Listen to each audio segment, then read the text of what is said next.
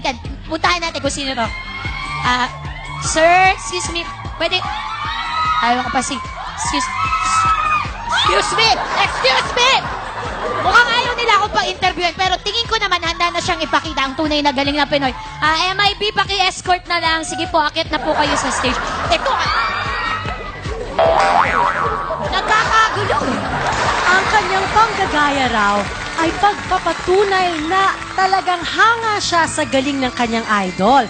Bukod pa raw dito, nakakatulong ito para mas lalo pa niyang pagbutihan ang kanyang talent sa singing. Narito na po ang ating unang talentadong Pinoy na si Charlie Dumanto, also known as Danielle P. Adixia!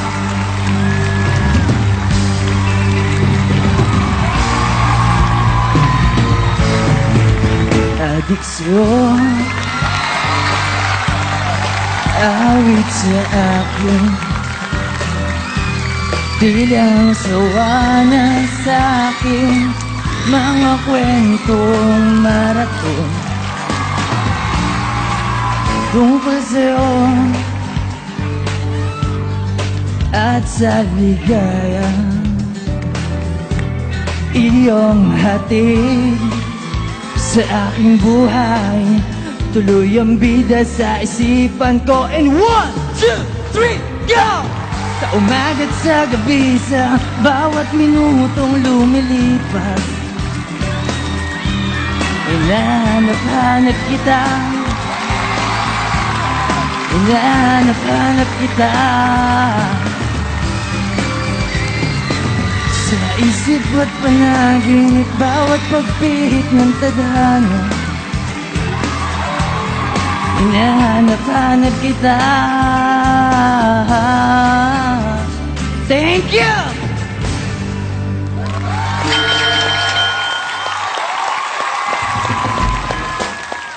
Ayos sa aray ito. Teka muna, DJ, medyo magiging unfair yata kapag ang judge, tatay mo. Teka muna, palagay ko, Utol, magpalit muna tayo. Nagulat nga ako eh. Oo. Anong ginagawa mo dito, Nak? Ito, bumisita muna pa. Wala magawa sa bahay. Pinayagan ka ba sa kabila? Di ba ikaw nagpaalam sa akin?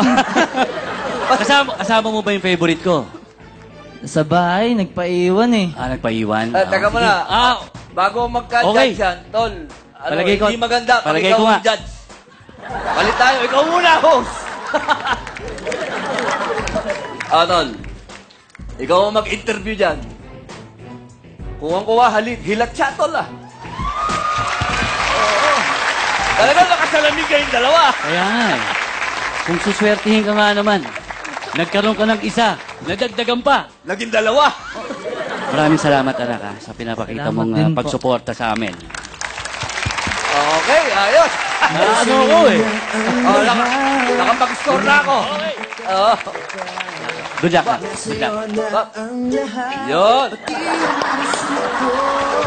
Ayos, Tol. Ayos. Okay.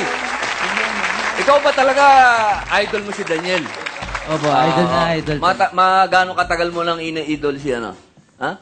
Gaano katagal na? Matagal na nung sa ano pa lang, growing up.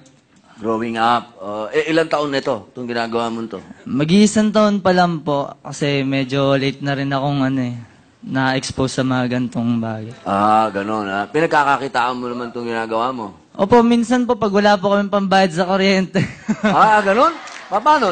Kumakanta ka? Opo, may mga contest din po sa mga barangay, tapos pag nananalo po ako, pambayad po. Magkano kinikita mo sa ano? Minsan po 3,000, minsan 5,000, ganun po. Okay na rin, Tol, Sino ba ang kasama mo ngayon, Miss Tuesday? Yung mama ko po. Yan, kasama ni Charlie ang kanyang nanay na si Mama Sandra ang nagpatibok sa puso ni Kuya Rome. Aba! Tinotoo na natin, totoo na. Mami Sandra, magandang gabi po. Mabait daw pong bata ito si Charlie, hindi daw po nagga-girlfriend talaga. Opo, kasi po ang pangunahin po niyan ay magkaroon po kami ng mga extra income, mga ganun po. Mabait pong bata siya.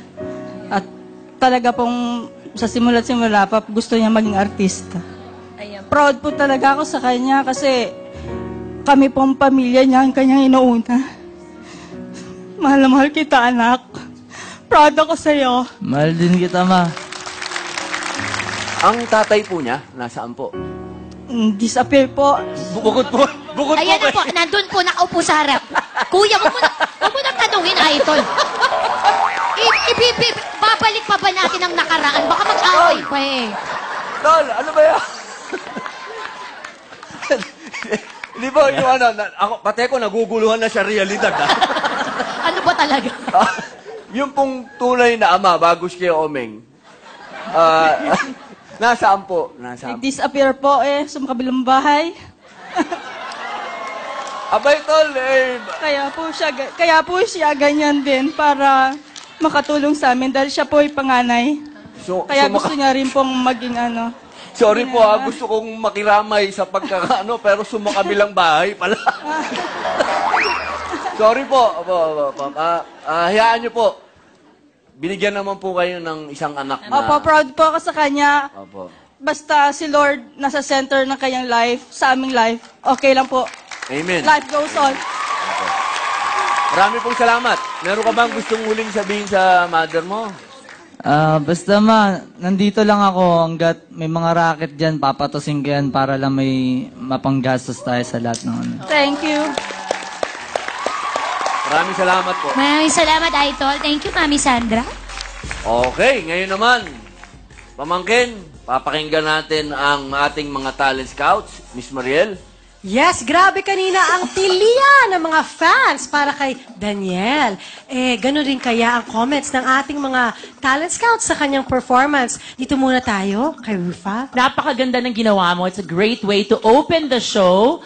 At nakita ko, lumapit yung mga fans, kinawayan mo sila, kinamayan mo. Yun ang talagang maganda kasi yung mga tagahanga ng mga artista, yan ang naglalagay sa kanila sa tuktok ng tagumpay. So, hopefully, pag marating mo yun balang araw, you look back kung saan ka nang galing. So, good luck sa lahat. Salamat po. Okay, of course. Arnel. May mata ka ba? Meron po. Ngayon. Tingin nga. Yun. Yun naman pala Yun naman pala! Double purpose pala to Oo. Salamin. Dapat, Tol, isa pa nga, alam mo si Daniel, pagka tumingin si Daniel, ang liit ng mata nun. Kaya sige nga, isa pa nga uli. Ganon Ganyan yung mga tinitili-tilian yung pagka yung kahit anong oras, kahit madilim, nasisilaw. Yan ang maganda. Diba? Tsaka pagka tinanggal niya yung salaw niya, K-pop naman ang dating no? Mukhang basta ayos yung ginagawa mo, yan lahat ng yan sinatawag mong racket, wag mong bibitawan ang pagsuporta sa iyong nanay. Pero, Nay, maganda rin siguro nagtatandem kayo, gayahin mo rin si Carla. Ha? Sige. Nakaskoran na kita. Okay. Ang akin naman pong salmo sa ating jury, siyempre po, hindi po madali ang manggaya yung meron kang iniidolo sapagkat 24 oras po, pag-aaralan mo yan. Hanggang sa pagtulog mo, paggising mo. Sana po, mabigyan natin ng magandang score yung bata. Marami pong salamat. Yes. Yung effort na ginawa niya. Yung effort. Yes. Unang kalahok pa lang yan, 3 mahuhusay na talentado pa ang dapat nilang abangan. At ang susunod nating kalahok, busy-busy na backstage. Kaya, huwag na kayong bibitiw, magbabalik ang original at 100% gawang Pinoy ang Talentadong Pinoy 2040!